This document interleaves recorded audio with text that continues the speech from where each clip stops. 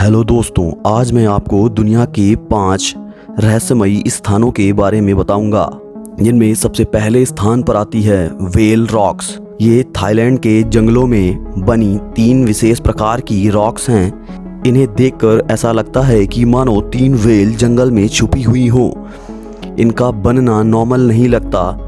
ये इतनी स्मूथ और क्लियर शेप की कैसे हैं? बहुत से साइंटिस्ट का कहना है कि ये हजारों साल पहले के जीवों की मृत्यु के अवशेषों से बनी हैं। वो जीव इतने विशालकाय होते थे कि उनके अवशेष से इतनी विशालकाय रॉक्स बन गईं। कुछ अन्य धारणाओं के हिसाब से ये लगभग 75 मिलियन साल पहले की हैं। सामान्य रॉक्स बारिश और तेज हवाओं की वजह से अनियमित आकृति की होती हैं, और अगर ऐसा मान भी लिया जाए कि वहाँ की पर्यावरणीय दशाएं इतनी अच्छी थीं कि ऐसी रॉक बन सकीं जो इतनी स्मूथ और नियमित आकार की हैं, तो आसपास के दूसरे और पहाड़ ऐसे क्यों नहीं हैं?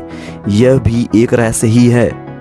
ऐसा भी कहा जाता है कि पुराने समय के लोग इन विशालकाय रॉक्स का उपयोग कुछ विशेष एलियंस से संबंधित कार्यों के लिए करते होंगे, पर आज तक ऐसी कोई भी थ्योरी पर सही से रिसर्च नहीं की जा सकी है। दूसरे स्थान पर आता है स्टार जेली। ये अजीब पारदर्शी जेली के जैसा पदार्थ है जिसे लोग बहुत समय से पौधों पर या जमीन पर पाते हैं।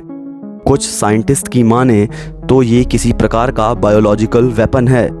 कुछ का कहना है कि ये हजारों साल पहले आए मेटेरॉइड्स के साथ आई होंगी, जबकि इतने ऊंचे ताप पर ऐसी किसी पदार्थ को खत्म ही हो जाना चाहिए। तो स्टार जेली अब तक कैसे बनी हुई हैं? अब तक के इन्वेस्टिगेशन के हिसाब से कुछ साइंटिस्ट का कहना है कि ये किसी प्रकार की अजीब फंगी या फिर एल्गी हैं। तीसरे स्थान पर आता है ब्लड फॉल्स। ये अजीब झरना ईस्ट अंटार्कटिका के विक्टोरिया लैंड के टेलर वैली में उपस्थित है।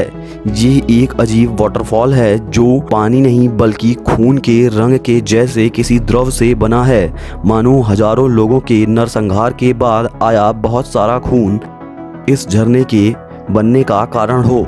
वास्तव में ये ब्लड नहीं है। इस पानी का रंग लाल होने का कारण इसमें अधिक मात्रा में उपस्थित आयरन है। ऐसा कहा जाता है कि ऑक्सीडाइज्ड सल्फेट के पानी में आयरन के साथ मिले होने के कारण इनका रंग लाल है। चौथे स्थान पर आता है रिंगिंग स्टोन्स। आज के समय में तरह तरह के म्यूजिकल इंस्ट्रूमेंट से तरह तरह की आवाज़ें उत्पन्न करना एक आम बात है, पर अगर मैं आपसे कहूं कि पत्थर को पीटकर उनसे अलग अलग आवाज़ें उत्पन्न कर पाना भी संभव है, तो जवाब होगा बिल्कुल नहीं। इसे सोनोरस रॉक भी कहा जाता है। रिंगिंग रॉक्स का उपयोग इडियोफोनिक वाद्य यंत्रों में किया जाता है, जिसे लिथोफोन कहते हैं। पेंसिल्वेनिया में पाए जाने वाले ये पत्थर जब किसी भारी चीज से पीटे जाते हैं तो अजीब सी ध्वनि आती है, मानो किसी धातु से उत्पन्न होने वाली ध्वनि हो।